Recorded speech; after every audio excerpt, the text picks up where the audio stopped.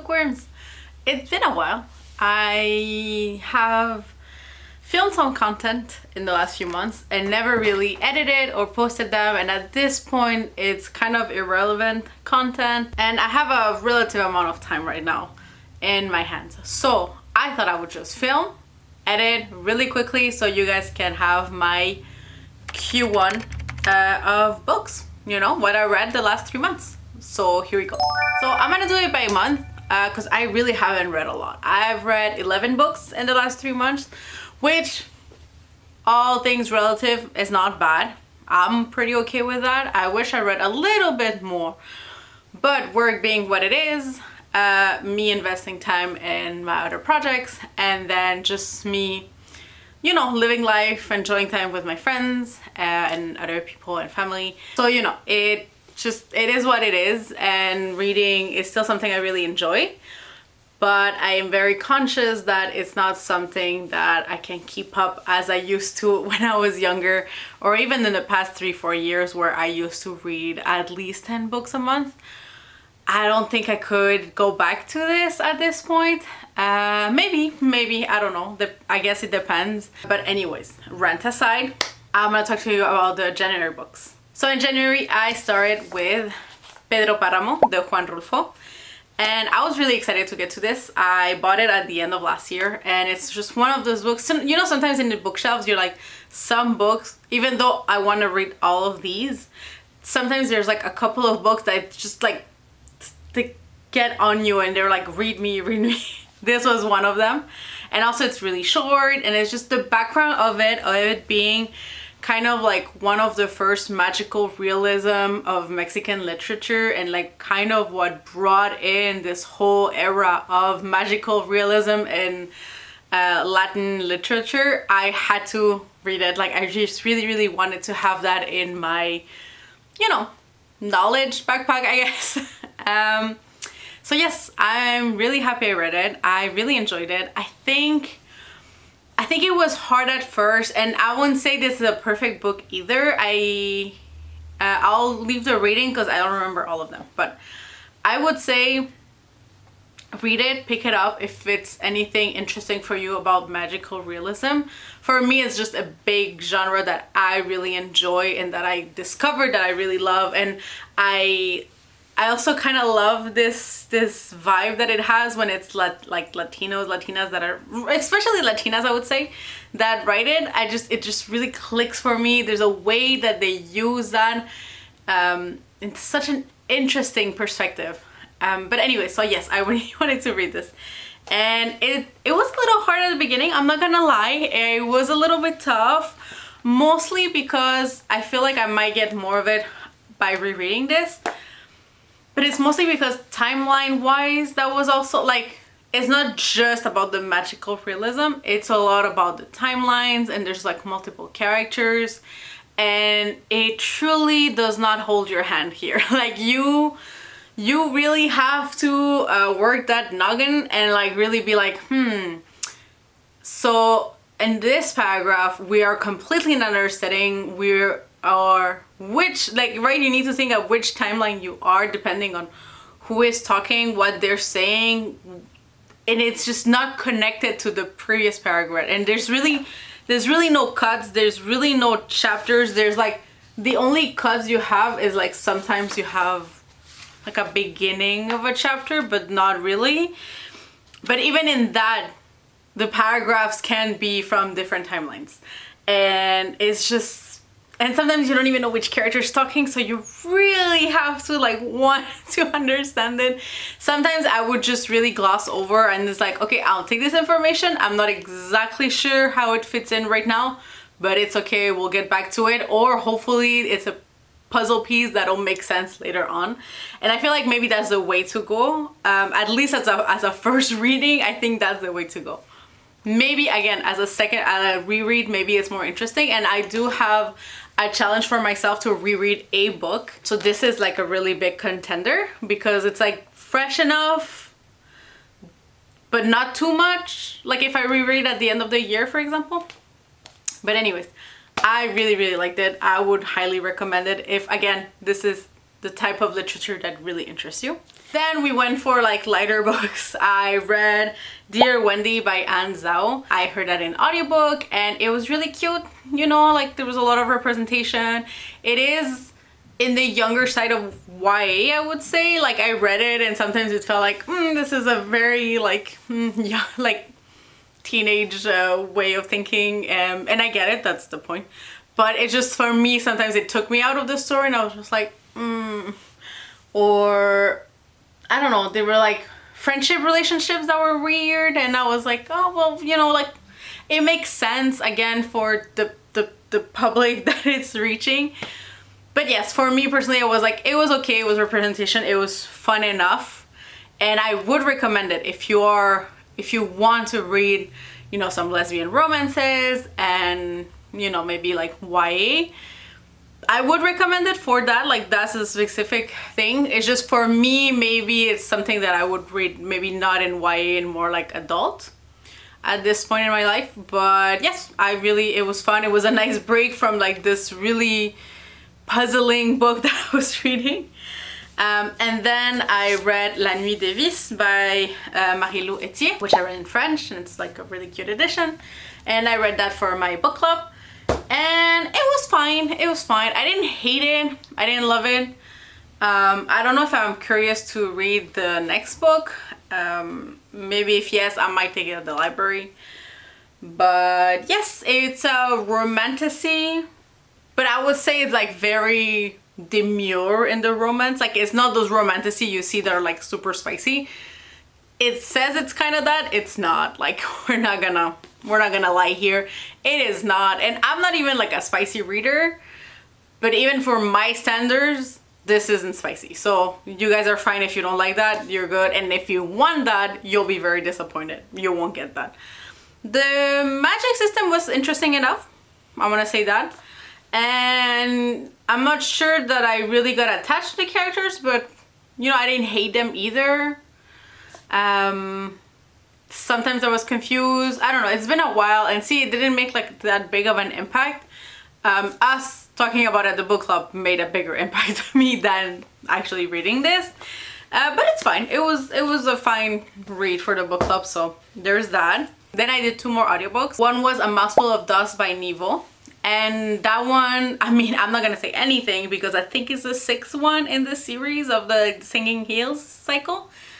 And I love it. But to me, like, Nghi can do no wrong in this series. I just really like this novella series. I will keep reading it. I can only highly recommend it if you like fantasy and novellas and like the storytelling. Like, it's all about telling stories and how important stories are, and every story is just so interesting, and I just, oh, I really love it. I really love her writing in these series, and I'm so happy I get to continue it. So that was my January. I had really 2 fun books. One which I knew I would love because, again, I love Nghi's like that novella series, and then Pedro Paramo, which I kind of knew I would like, but I'm glad I did. So yes, that was my January, and then with that I went on to February.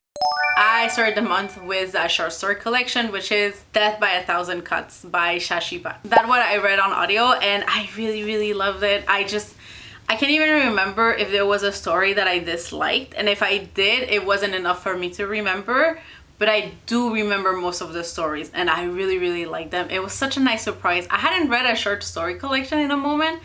I know I have one that's like very pending in my mind, which is by Mariana Enriquez.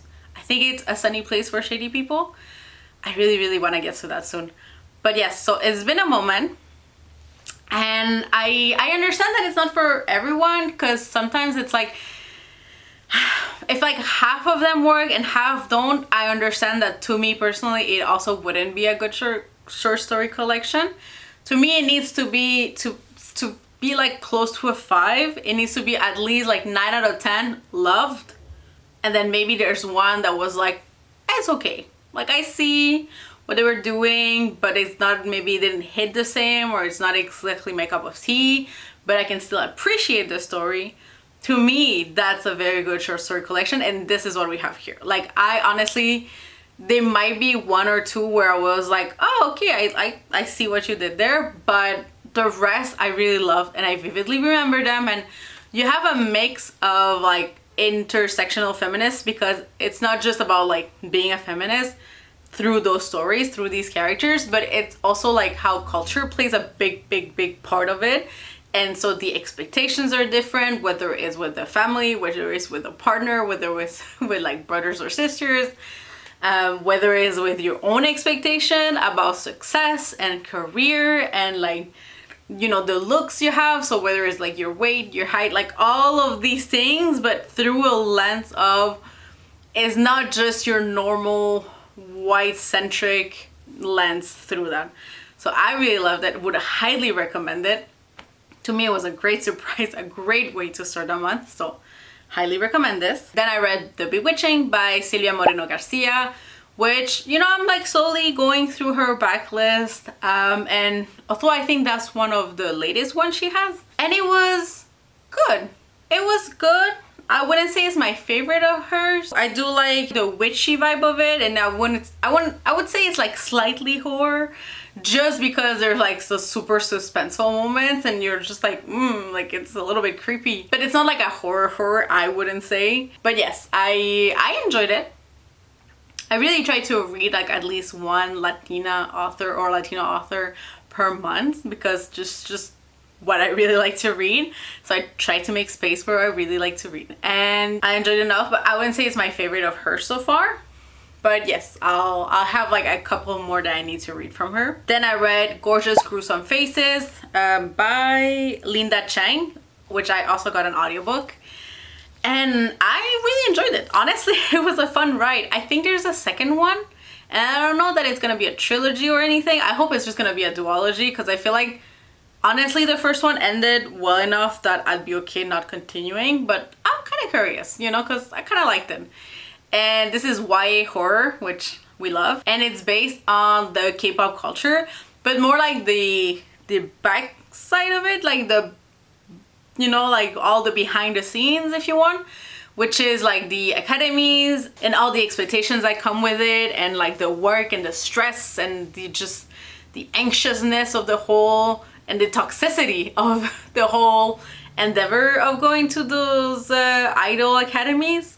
Which I knew a little bit about it, and the little bit I knew seemed very toxic and weird to me. So that just to me, I already knew enough to go to this, like, to go into this book being like, I see why it would be horror.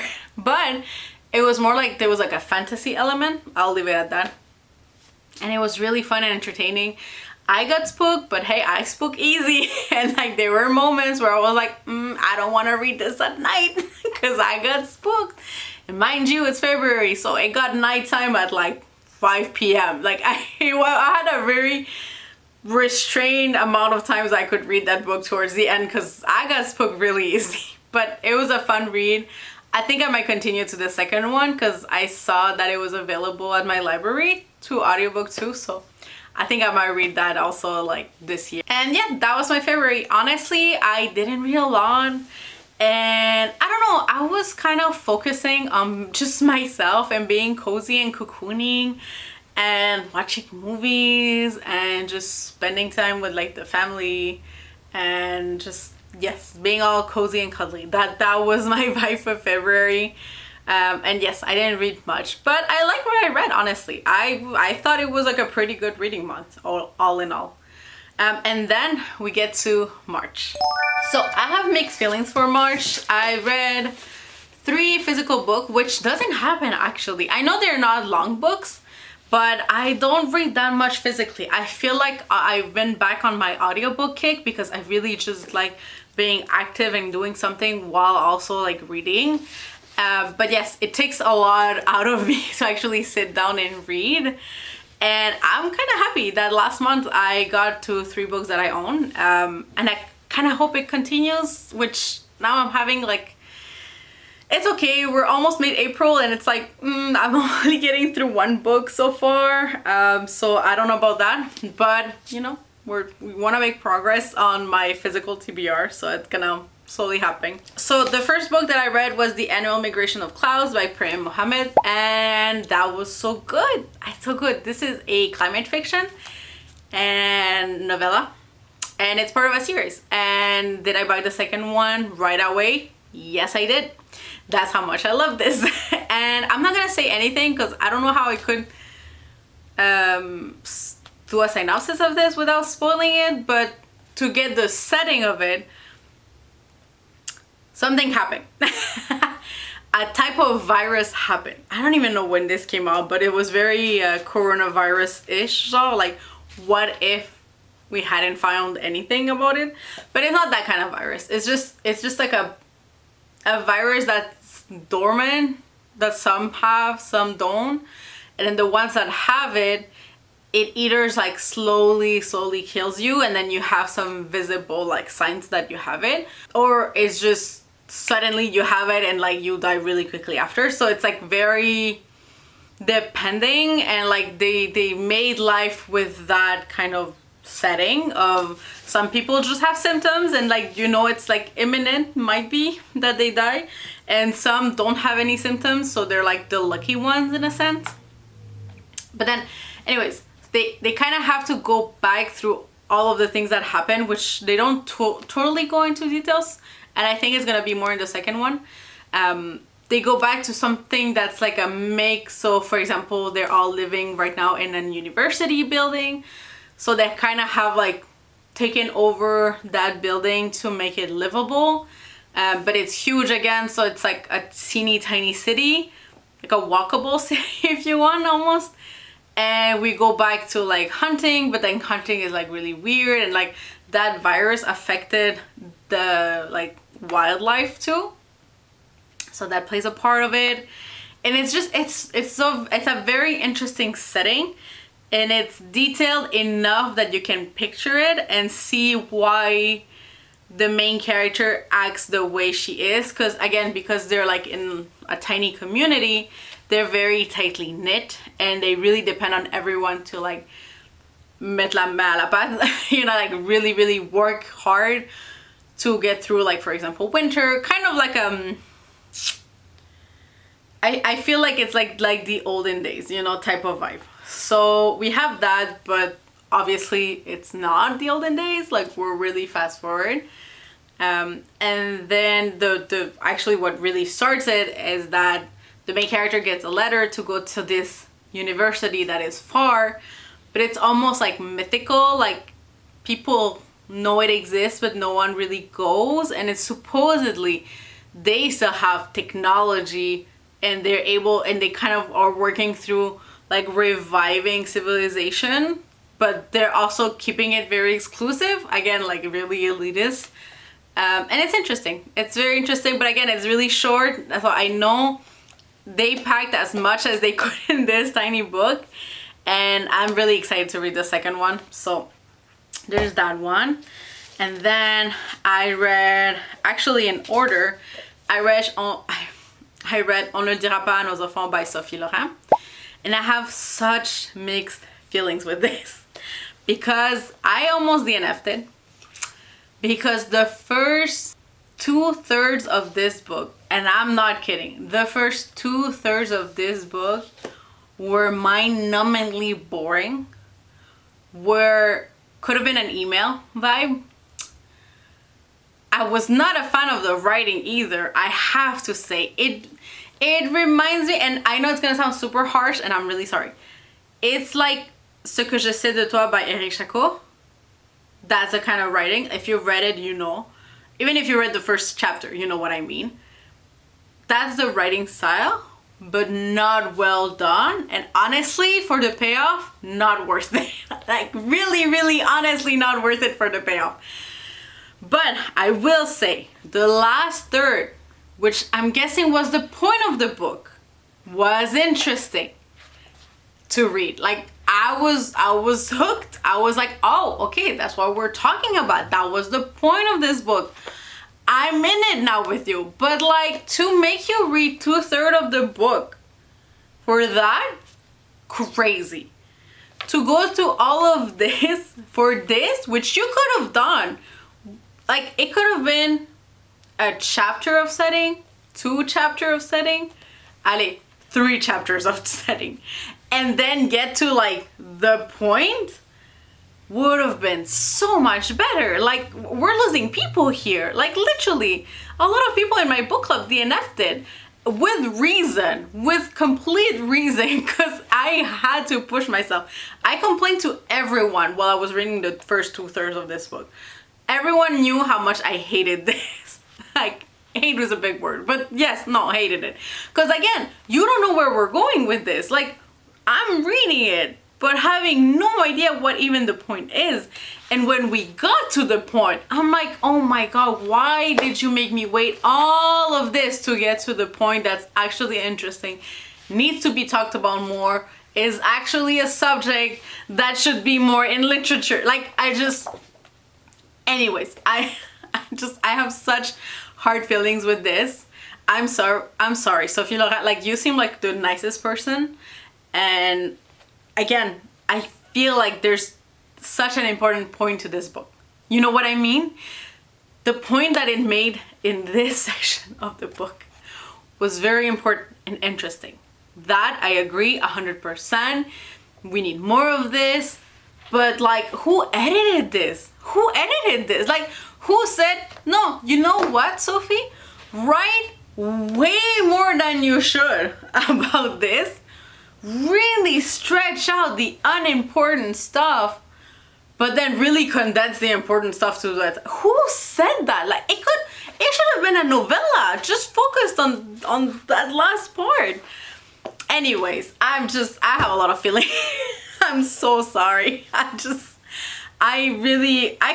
could spend like an hour debating on this book because I just had so many problems with it.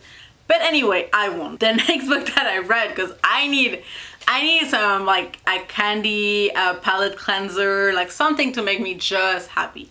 And that was The River Has Root by Amal El-Mohtar.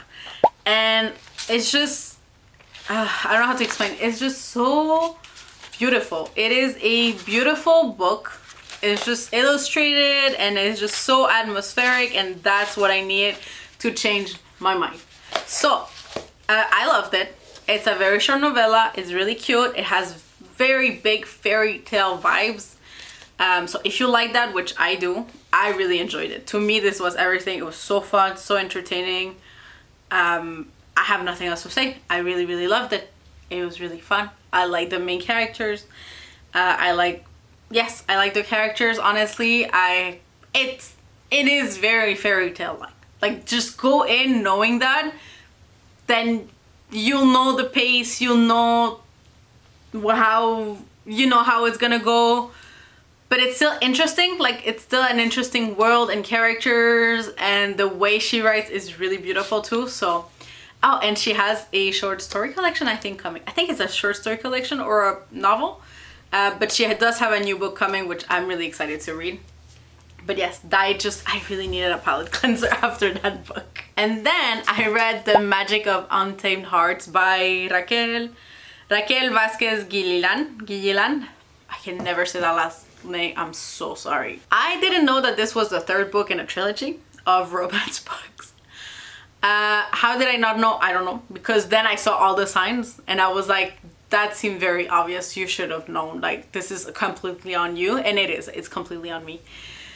And I liked it enough to finish it, of course. I read it on audiobook, and I don't read a lot of romances. I like it from time to time, and this time I was like, yeah, I like it. And I think what I like more about her is how she writes the female main characters. That's really what like gets to me, and I'm like, I can relate, or I empathize, or like I really, really like the way they are. I feel like there's always a logic behind their actions, and I don't know, I really like it. I really like it. So far, I like the main interest and the guy interest, and I say that after knowing that is the third one. I went and saw the first one in that trilogy because I'm curious. I don't know. And it's different. We're not doing this. I'm still in the middle of it. But anyways, that third one, the romance that I picked up, fantasy romance that I picked up, was fun enough. Honestly, I think I still prefer How Moon Fuentes something that more. I think I like that more so far, but I'm still gonna give it a chance. So I decided to start the other one. But yes, that was my Q1. So we're at 11 books, and again, I'm very okay with it. I think it's a good amount of books. I did get through, you know, at least a third are from my physical TBR, so that was fun. And I kind of want to keep going with that because, again, I have a lot. And even though I'm kind of curating my shelves and getting rid of some of them, I still think so far I'm getting to the point where these I really want to get to and read. So now it's just a question of like focusing on just sitting down and physically reading. And I think it's gonna help with the summertime, because to being outside and just being outside with my book and just reading, I think it's gonna work for me. Let's hope. I don't know. But anyways, that was my Q1 wrap up. I hope you liked it. I hope I get to edit and post this quickly, because that's the point of this. But yes, hopefully in summer I get to do more videos, because I like that. And I really want to do essay videos, and it keeps being in my head, and I just don't start, and like whatever problem it is that I have here that's just blocking me into doing this, I hate it, because I have like at least 2 video essays ideas that I really want to get to and get for you guys. And it just keep blocking here. But anyways, on that note, I hope y'all have a happy day, nice day, whenever you're watching this. Have a good reading, and also reading is political. Don't forget that. And yes, I hope y'all have a nice week. Bye. No estoy pendiente a lo que tú estás haciendo, que yo no